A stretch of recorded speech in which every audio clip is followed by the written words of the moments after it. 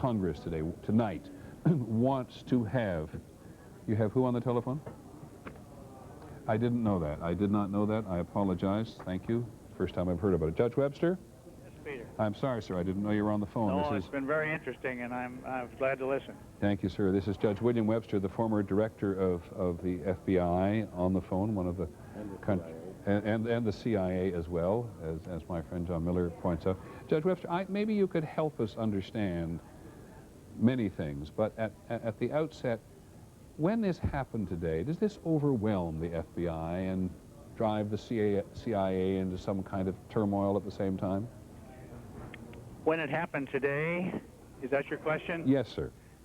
It seemed to me that they responded quickly. The FBI's emergency operations centers were in place.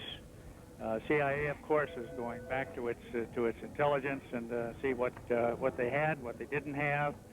I think what you usually find in a situation like that is grim determination to do a good job. I don't think it's any kind of frustration or frenzy. And as you have watched these events unfold today, and perhaps even talked to your colleagues, your former colleagues in the FBI and the CIA, what's your appreciation of this as a whole event?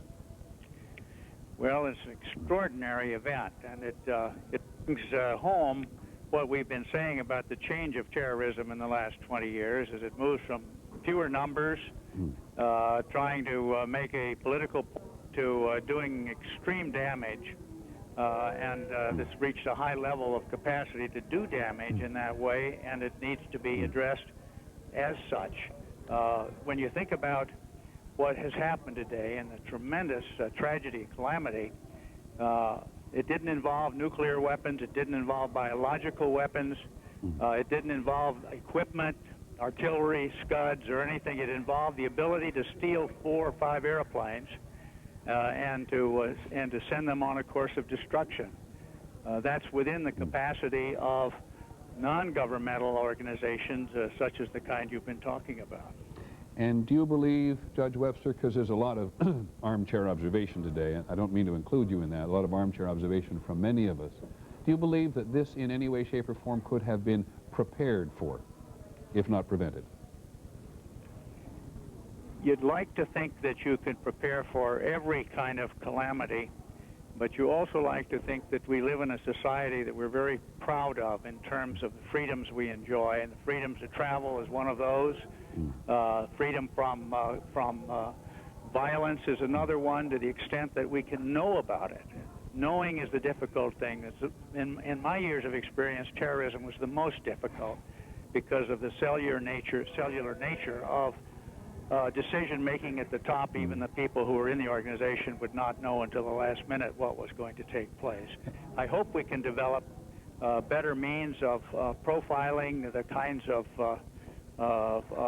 people who could do damage, and I'm not talking about highway racial profiling or anything. I'm talking about looking for people that fit profiles of behavior that would be more helpful. As I listen to you say that, Judge Webster, I think about Timothy McVeigh. Nobody had Timothy McVeigh down as a profile. No, they didn't. in Oklahoma City, and many of the profiles we do seem to be the obvious ones.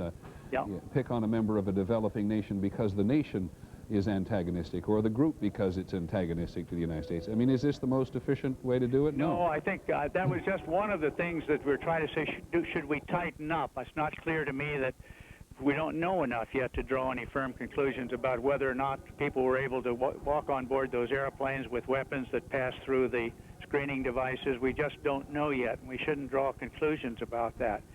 But I think we have to be sure that we have done everything we can to know in advance. Getting there before the bomb goes off is the ultimate objective. And it requires a lot of cooperation now internationally. We have to share information with our friends around the world about movements of people who are believed to be bent on violence. It's a very tough assignment, and it's one in which we can see now we're going to have tighten our belts, because I think, again, when the reports of the casualties is finally released, it's going to be a lot more than anybody expected, and probably will be more, or at least approximate the size. We haven't had anything like it since Pearl Harbor. Judge Webster, I don't mean to make you the target of criticism today. It's not my intention at all. But as I listen to you talk about we've got to tighten our belt and our defenses, it's what we hear after almost every incident of terrorism, and I wonder what you think, as you've listened and watched today, what you think more could be done that the United States hasn't been doing up until now that is humanly possible in a free society. I think we've been very educated and sophisticated in knowing what we needed to do. The counter-terrorist centers that have been formed to be sure that information is properly recognized and passed along to the people. Those are things that can, in an evolutionary way, can be improved. Human intelligence, of course, is what everyone will call for now, and we should have it. But we shouldn't fool ourselves that it's something we can automatically take off the shelf and put in place in terrorist organizations. At the time that human intelligence, human you call it in your trade, was downgraded as part of the national effort against terrorism, were you supportive of it being downgraded? And actually, that was before I came on board. It seems to me that we've been trying ever since 1978 to improve, or at least 1980, to improve the quality of human intelligence. And in some cases, we were very successful. I recall the ability, the Armenian terrorist incidents in the late 1970s and 80s, we were able to get there and interdict the bombs, one in San Francisco, one in Los Angeles, one with explosives en route to New York, and the other in Canada. We know what we need to do, and in some cases we can do it, but we're dealing with some very, very powerful and sophisticated competition here. Judge Webster, I'm very grateful you joined us. I'm sorry to keep you waiting, but I have one more question for you. Whenever there's a debate or a discussion about the freedom of Americans and the freedom of movement Americans should enjoy under these circumstances, the director of the FBI is always right there at the center. And there's always a debate there's always an inclination to think that you and the FBI, you want to make it tougher for Americans to move about because it's easier for you to do your job under those circumstances. What's your message to the American people today about retaining their freedoms in the face of this kind of enemy? I think the message is that we can't have a pendulum swinging back and forth from repression to anarchy. And I think we've done a pretty good job of finding that center, which Edmund Burke 300 years ago called ordered liberty. Mm-hmm. We need to have liberty, but it has to be one accompanied by order. And professionals are very willing to do their job under court orders and the appropriate procedures. All that they ask is that they not be unduly burdened by restrictions that in times like this get in the way of finding the culprits and bringing them to justice. Judge Webster, thank you very much for giving us the time. We'd like to hear from you later on, so we're very grateful to you at the moment. Thank you. Two things the judge said. Thank you, Peter. You're welcome, sir. Two things the judge says which just leap off the page, John Miller, to me. Clearly, one is the Edmund Burke quote when he talks about liberty. It has to be ordered liberty. And the other, in terms of talking about the capacity of the terrorists today, said there were no scuds involved. There was just the capacity to steal 4 planes. And we had talked earlier about airline security. How do you get a gun on an airplane? Unconfirmed reports from these cellular phone calls that were made to 911 from one of the flights saying that a flight attendant had been stabbed. Perhaps they didn't have a gun. Certainly the GAO and the General Accounting Office of Congress and the FAA and airline securities consultants have demonstrated over and over again that if you're careful enough and you plan it, you can get a weapon onto a plane. And they've demonstrated exactly how, which I won't describe here for obvious reasons. Right. So this is security that's designed to harden the target, the airplane. Certainly there's no such thing as total security there. And terrorism, I mean, if you look at this most incredible, unprecedented, historic act of terrorism, it still harkens back to what we see in the World Trade Center, Oklahoma City, the embassy bombings. We talk about the level of sophistication in planning, maybe, but the actual act is usually very low tech. A bomb made of fertilizer and fuel oil, things you can look up and buy on the internet, hijacking an airplane, perhaps even with sharpened instruments. Now, the aspect that there may have been people trained to fly these planes, that's a new wrinkle. That is certainly on conventional hijacking. I can give you an update from the scene as things are developing there. If there can be any good news about a day like today, the collapse of 7 World Trade Center, the building they were so worried about injuring rescue workers, has freed up rescue workers to now go into the area, and they are moving in groups of 20 and 50 as their teams are designated. So the principal danger to the rescue and recovery teams has been eliminated. The biggest danger has literally removed itself. Right. One of the first teams going in is a team of tow trucks, which is literally going to pull rigs that are fire trucks, police trucks that are buried in rubble out of the way so that they can clear a path and bring in other vehicles. And they've requested a number of dogs. Additionally, 100 doctors... I'm sorry to keep interrupting. Sure. Explain why they want dogs.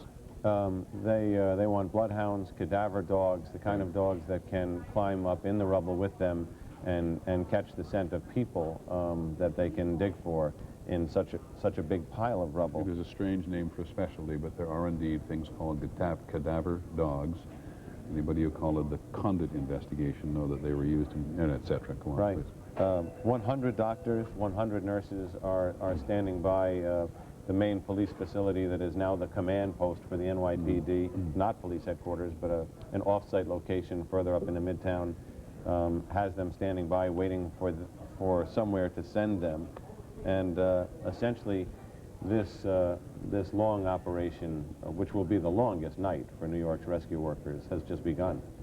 And thank you, John. And Cynthia McFadden, I believe, is now at Chelsea Piers, a large sports entertainment complex on the west side of Manhattan, or at least close to it, which, Cynthia, was described earlier as a makeshift morgue. Is that really what it's going to be? No, it's not, Peter. What they've decided to do here is make this the triage center. We've been told that all victims now who are taken out of the blast site are going to be taken here first. They'll be tagged before they get here, determine what the severity of their condition is, and then once they arrive here, they'll be treated initially and then sent on to other hospitals. I should also tell you that inside this has been described to me, you can see behind me, ambulances. What you can't see probably is that there are probably 200 or 250 ambulances lined up here on the west side highways, waiting. These are empty ambulances waiting to distribute patients or potential victims all over the tri-state area to hospitals. Peter, inside, it's been described, we got a look inside earlier, it really looks like a MASH unit. It's 50 operating suites set up, hundreds of doctors and nurses here to treat the wounded. They have been here, standing here for hours now. There are no patients here yet. The latest estimate is that there won't be any people here for several more hours. What we're told is, and I was just listening to John Miller, part of the problem initially was that when the first rescue workers went in, and we've talked to some of them who have, some of the second wave of rescue workers, the first wave of rescue workers who went in were trapped, many of them killed by the second blast. And so when the second workers came out, many of whom are now here, they wouldn't allow anyone back in the area, which is why there aren't any patients here at the moment. Well, Cynthia, let me just go a little farther with that. You say 250 ambulances standing around waiting to pull people out. You'd be talking about pulling people out of the rubble at this point. The mayor reminded people across the country there are 170 hospitals in New York City, and aside from St. Vincent's, the principal nearest hospital, which lost, among other things, its emergency power, I think, and lost its gas operating facility. Wasn't it, John? That was Beekman Downtown, or New York Infirmary, that lost its steam power. St. Vincent's then actually had to bear the brunt of this. And so people have gone directly to hospital. I don't quite understand, Cynthia, who's going to come to Chelsea Piers until they begin to rescue people, hopefully, from the rubble itself. Peter, the initial thought, and of course, as you know, we've been to Bellevue today, a couple of other places. There have been hundreds of people at area hospitals, as you note, but they don't believe that anywhere near the full weight of this has yet been uncovered, that there are hundreds and thousands of people who have been injured in this blast, and that's the people that they expect to bring here. Okay. St. Vincent's is saturated at this point. They're intending, now whether this happens, but the emergency medical services that's running this medical operation intends to bring no more patients directly to hospitals. They will all be brought here first for medical attention and for triage out to other hospitals. What they've been talking about is the large number of walking wounded. Yes. They've literally shuttled to Battery Park and other places. On Liberty they need State a place Park. to disperse them to. And Cynthia, you're on the extreme west side of Manhattan, close to the Hudson River, and Bellevue Hospital is on the other side of Manhattan, close to the East River. How hard has it been to move around the city? Tough. You know, it's strange though, Peter, because there are lots, you know, thousands of pedestrians earlier in the day, people trying to get anywhere. But as we came down Fifth Avenue, we were the only car for blocks and blocks and blocks. You could see all the way down Fifth Avenue, thousands of people walking on the sidewalks, and you could see the plume of smoke at the end where the World Trade Center used to be, and you could smell the smoke. Okay. So the city's strangely empty, but you know, of cars, but not of people. Let me go downtown to ABC's Bob Jameson. Bob. Peter, as you may know, number 7 World Trade Center collapsed a short time ago. I'm not sure whether you've reported that yet. No, we reported it, Bob, and we saw it. You did see it, so you know that that has collapsed. Additionally, we understand that the Millennium Hotel, which ironically was the Vista Hotel that was damaged during the 1993 bombing of the World Trade Center, now a Marriott, is also severely damaged and in danger of collapse and may indeed be on fire. And additionally, it is being reported that the Rector Street subway station, which is beneath the World Trade Center, has also collapsed.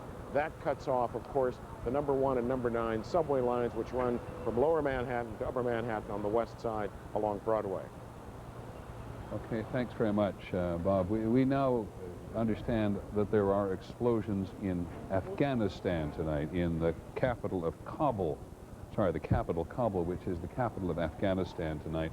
And we have not got any clue as to what that represents, but you will recall, if you've been near this television set all day, that the leadership of the Taliban is very, very militant, secretive government in Afghanistan, born out of the violence of Afghanistan, to which the United States and the Soviet Union were both party in the last 10 years, where much of this terrorism, by the way, is born in some ways, and certainly trained.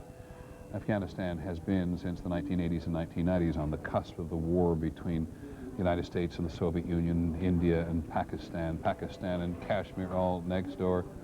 And Kabul in Afghanistan has been at the heart of it. And here is some video from Afghanistan, courtesy, and we thank them very much, to CNN, who happened to have somebody there, and we had no idea what it is, but there was, we are told now, an explosion in Afghanistan tonight. From Al Jazeera on our London line. And we're also seeing pictures. We're talking to our foreign editor here, Chuck Lustig, at the moment. We're seeing other pictures now, Chuck. Am I right? From Sorry. These are pictures now from Al Jazeera, which is the Middle East Broadcasting Company in the Persian Gulf. So we can pull those pictures down from London in just a moment, and that's Al Jazeera. So it may well be that the people who got these pictures out, and much more likely to have a staff cameraman being able to operate in Afghanistan, is the Middle East News Agency, which has put them out to everybody. And CNN got them on the air, and so do we. But this is not, and we have no idea what it means. And I suspect that can we listen just a little bit of this? I suspect this is the correspondent on the right, who may be talking on the telephone from Afghanistan, and likely in Arabic. عمليات قصف ضخمة وكبيرة للغاية على الدولة التي تعتبرها ترعى الإرهابيين، بغض النظر عما إذا كانت هذه المعلومات صحيحة أم لا التي أعلنتها قيادة طالبان. I'd like to say that I can pick up some in Arabic, but I have no clear idea what he's saying. But it is clearly the correspondent for the Middle East Broadcasting, pretty certainly correspondent for the Middle East Broadcasting Service in Afghanistan, which is a huge story for all of the world. It's a huge story for the United States, because the United States believe that is where the Taliban give sanctuary to Osama bin Laden. It is a huge story in the last couple of weeks because a number of Christian missionaries or aid workers to Afghanistan have been on trial there, in secret trial, accused of proselytizing in the Muslim community. The Taliban are troubled by any standard. Here is the mayor of New York, Rudolph Giuliani. Evacuation efforts can go on unhindered. 14th Street North in Manhattan will be open, but it's going to be very crowded, and it's going to be a complex and difficult day. So if tomorrow is the day you can take off, it probably would be a good thing to stay home and treat it as you would a day in which we had some form of a snowstorm or really difficult getting into Manhattan. And I know when we say that, we have fewer people in the city, and that will help. But if you have to come to work tomorrow, 14th Street North, the city will be open to civilian traffic. We now are up to over 600 people that we know about that we've taken to area hospitals, 2,000 people to Liberty State Park. The morgue is operating, and we don't have a count yet, and we really don't want to hazard a guess on that until somewhat later. And just one other thing that I would like to say. A situation like this, a tragedy like this, instills lots of feelings of anger and hatred, and I'd ask the people of the city not to have those feelings right now or ever. I mean, the reality is that hatred and insanity and prejudice caused this situation probably, and we have a lot of people in the city of all different backgrounds and all diverse religions, and they're not responsible for this. Whoever is responsible for this came from outside the city of New York. I'm sure the United States government will figure out who it is, and I'm sure we'll make an example out of them, as we should. But that should be left to the law enforcement authorities like the police and the FBI, the military, and not to the people of the city. Nobody should react that way. We have no reason to expect that anyone will, but I thought it might be a good idea just to remind everyone of that. Hatred, prejudice, anger, and irrational reaction to things is what caused this terrible tragedy. And people of the city of New York should act differently. We should act bravely. We should act in a tolerant way. We should go about our business, and we should show these people that they can't stop us, and they can't. Governor? This is obviously still an ongoing effort to deal with the consequences of this horrible disaster. I want to commend the mayor first and his professional team. I don't think there's any finer group in America or the world, and they're doing an excellent job, and we're proud to have National Guard and other state resources here helping as well. I want to thank my colleagues, the governors from the surrounding states. I've heard from virtually every governor, and we're getting help from Pennsylvania and Connecticut and New Jersey to deal with specialized needs to respond to the crisis that we still face. The goal right now is very simple. Everything that can be done to save every single life is being done, and we will continue to make sure that that is a priority. But we're going to get through this, and we're going to get through this strong. And just about an hour ago, I was out on the street in front of Cabrini Hospital, and you see New Yorkers from all walks of lives, more than a block long, waiting in line to donate blood to help the victims of this disaster. It's that spirit. It's that pulling together and that refusal to be intimidated in the face of this horrible terror that's going to make sure that this city, this state, and this country come back stronger than ever, and that the freedoms that we are entitled to have as Americans will not be lost because of this terror. So, Mayor, again, we're here. We'll do everything we can to make sure we support you. Barry, you want to say a few words from the FBI? I'm Barry Martin with the FBI. I'm the Assistant Director. As the Governor and the Mayor just mentioned, we are taking the investigation. We'll take a back seat to search and rescue. Obviously, personal safety is #1 concern, even for us in law enforcement. I have talked, just generally speaking, this is going to be coordinated, is being coordinated by FBI in Washington at our headquarters. We have the various offices already actively engaged where some of the planes were hijacked, such as Boston, where it crashed in Somerset, Pennsylvania. We're doing all of that. The lead office and the coordinating office will be the New York office with the, primarily because of the Joint Terrorism Task Force that we have here with NYPD, as well as all the other federal agencies. We are gathered. Probably the only thing that I would mention is we are bringing, probably when we get to a point that we can, the immediate search or preliminary search will be for the black boxes from the 2 planes here. We have NTSB coming in to assist us in that regard.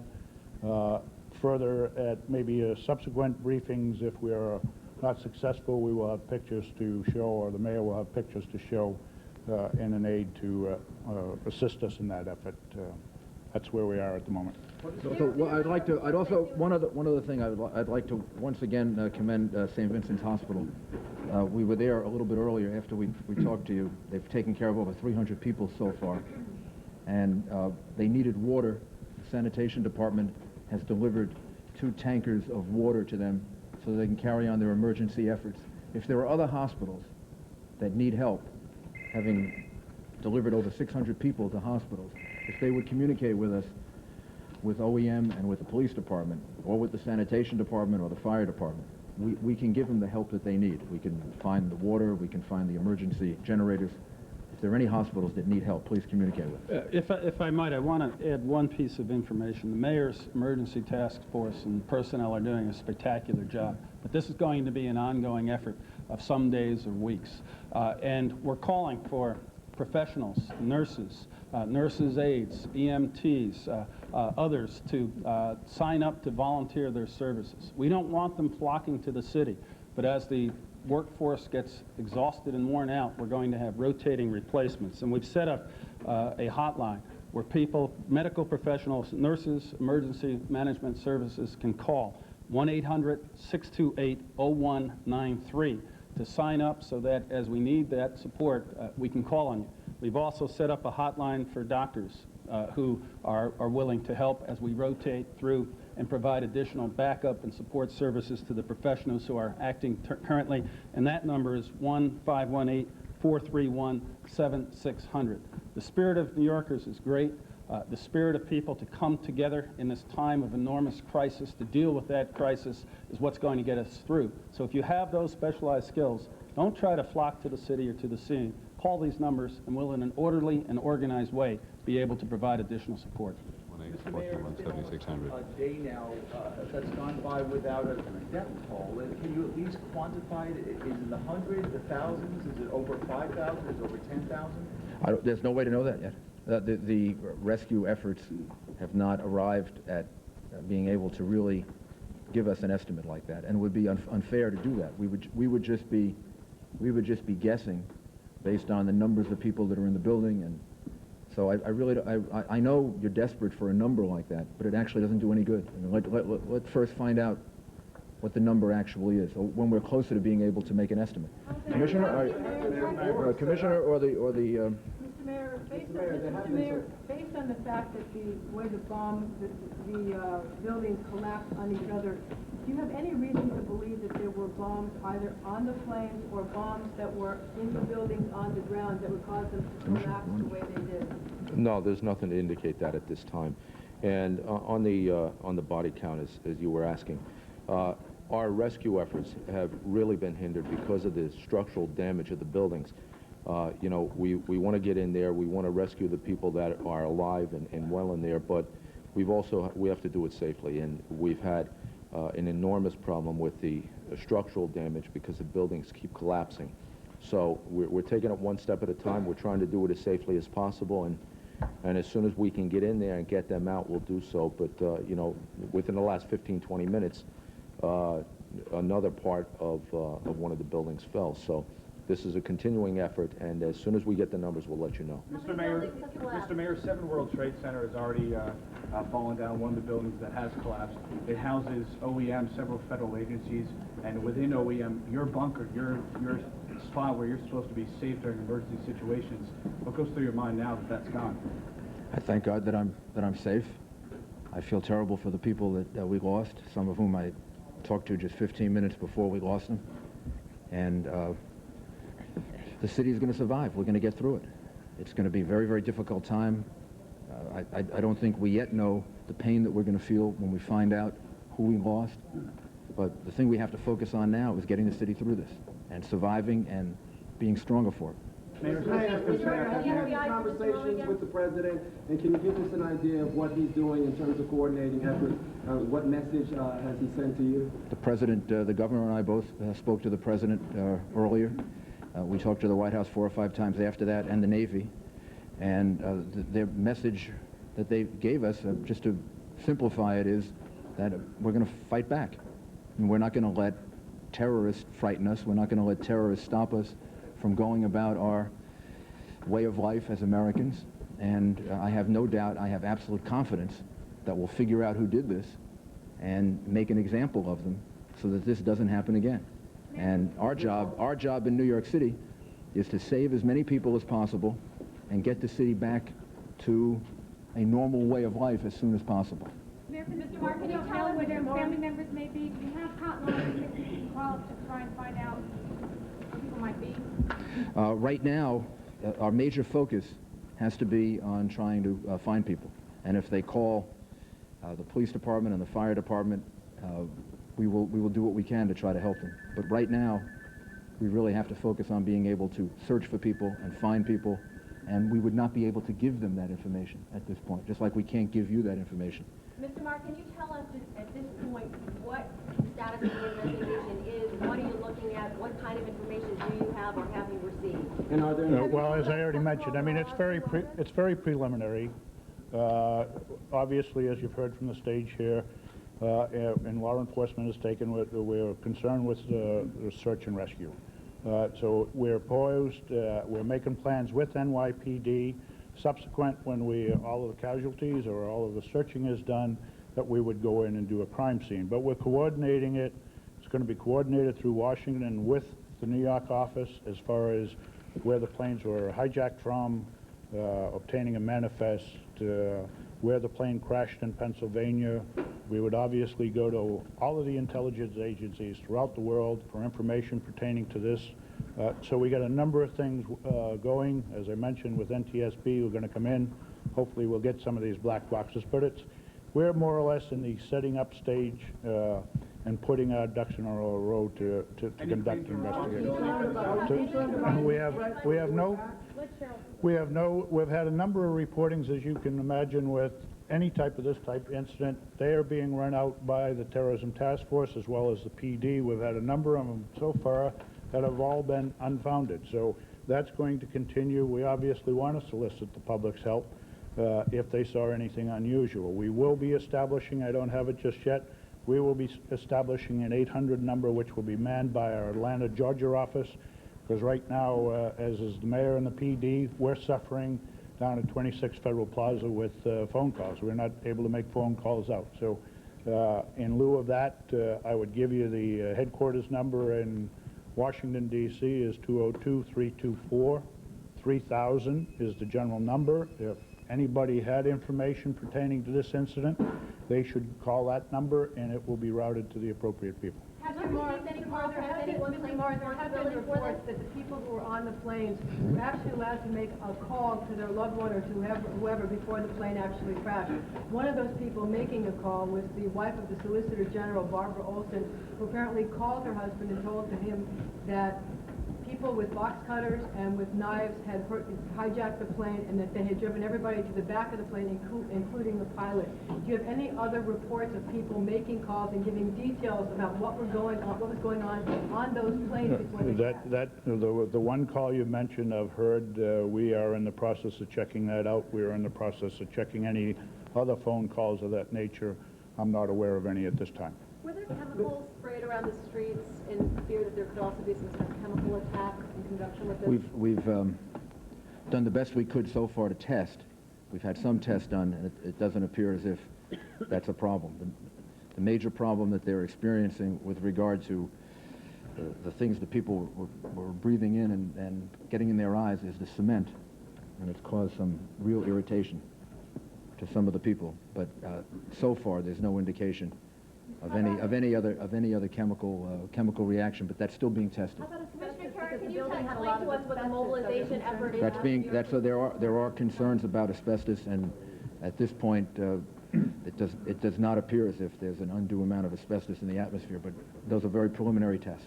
Mr. Mayor, should we be concerned about situations? Did we lose a lot of telecommunications because of towers that were on World Trade Center 1? Yeah, the reason we're here is that the communications in Lower Manhattan are intermittent. The commissioner and I were at the police department. It's open, but the communications in and out of the police department are intermittent right now. And Verizon, who has really done a tremendous job, Verizon is doing everything they can to save their facilities so that we can get that service back. I can't express to you how appreciative we are of what they're doing, including taking some real risks in order to make sure that we have at least emergency service and that we keep our telephone service. Mr. Mayor, I'm personally struck when I see the video of the plane crashing into World Trade Center. I'm curious about each of your personal reactions to seeing the video and seeing the collapse of the towers. Oh, I think personal reaction is the same horror that everyone else has, and I think my personal reaction is about the people that I know, people that I know that died. Commissioner Von Essen, you look particularly pained. If you like to let him into it. Mayor Giuliani, Mayor of New York, who has always worn his emotions on his sleeve, being asked what is his most personal reaction today. He must have so many, given that he's the mayor of, and in the latter days of his time as the mayor of New York, man has been through considerable turmoil in his own life and illness as well, and has said several times earlier today that the image which strikes him of people having to jump out of the Twin Towers, from the higher stories of the Twin Trade Towers, because the fire inside simply got to them and drove them out. But when asked now, is having the same reaction, I think people all over New York and maybe in many other parts of the country, what are you most thinking about at the moment? And that is the people I know, who I'm in his case pretty certain were in the building, because there's a lot of law enforcement in the building, both New York City and related state and federal agencies in the building, and the mayor knows hundreds, if not thousands of people in New York City, many of whom in the financial services, the insurance business, in government agencies, in the Port Authority itself, which has offices in the Twin Trade Towers, and the mayor knows somebody. Probably the mayor knows more people inside in those buildings today than anybody who didn't actually work in the building itself, like the guard at the elevators or something like that. I'll catch you up a little bit on what's going on in Kabul in Afghanistan, and only a little bit. A U.S. official in Washington has said this is not involving the United States at the moment, which we believe, because it's not likely that the United States would have mounted an action against the Taliban regime in Kabul if they didn't have the vaguest idea whether or not they were involved. But there's constant turbulence in Afghanistan. Just a couple of days ago, I think his first name is Ahmed Massoud, who's the leader of the last great military resistance in the northern part of Afghanistan to the Taliban, was, we believe, assassinated. We're almost 100% certain that he did die in a terrorist attack on him, very common in that part of the world. But there are other anti-Taliban movements in the country, including, in all likelihood, in Kabul itself. And so the belief is, the speculation is, at this moment, that there's an internal something going on in Afghanistan tonight, which led the Middle East News Agency to send those pictures out to their satellite in the Persian Gulf and then to us and listen to their correspondent. It is almost 10 hours now since this all began. In fact, about 10 hours since this all began. And I want to go to Charlie Gibson very briefly, and then to one other report. We're coming up onto the regular time of World News Tonight in many parts of the country, and we'll deal with that in the next few minutes when we deal with it. But Charlie, I know you have been paying even closer attention to the attack on the Pentagon and the aircraft, and the fact that the country's Solicitor General's wife was on board. Yes, Peter, the mayor, Giuliani, properly not speculating on how many people may have died. He said earlier the number will be more than we can bear. And obviously there will be hundreds and perhaps thousands of stories, individual stories of people. But we do know one person who was on board the plane that crashed into the Pentagon today. That was Barbara Olson. She is known to television audiences because she was commentating on many of the networks a lot during the Gary Condit situation. She is the wife of Ted Olson, who is the Solicitor General of the United States. He is the man who argued the case of George W. Bush in front of the Supreme Court when the Florida results in the election were at issue. He is the man who argues the United States cases in front of the Supreme Court. She was on the plane, as I say, that had taken off from Dulles Airport bound for Los Angeles, American Airlines Flight 77. She made 2 phone calls by cell phone, as we understand, to her husband. Chris Vlastos of our investigative unit has been checking through friends of the family as to what happened.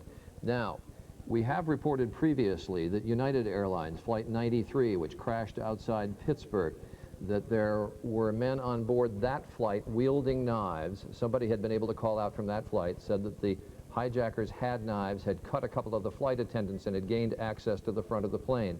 Barbara Olson, when she called her husband in these 2 phone calls, said that she could see at least 2 hijackers.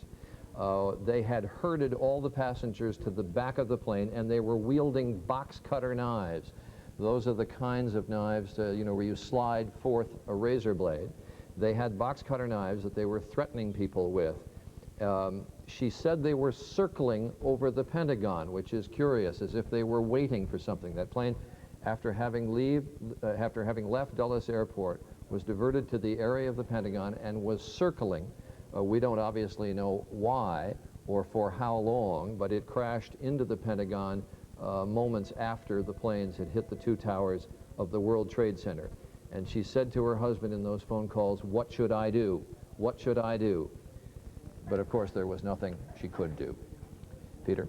Thank you, Charlie Gibson. Barbara Olson giving us inadvertently, or maybe not inadvertently, giving us a new piece of information, John Miller, because of all the things that you try to smuggle into an aircraft, if her eyewitness report is correct that the hijackers on that particular plane were cutting box cutters, they're easier to smuggle than a lot of other things. Well, yes, and especially because there are box cutters that are... Take them apart and put them back together again. Right, that come in plastic sheets as opposed to metal. The blade itself is a razor blade, so even in a metal scan looking for guns or knives, it's not going to show up as a high-profile item, especially if you put it in a carry-on bag that's very busy with other items.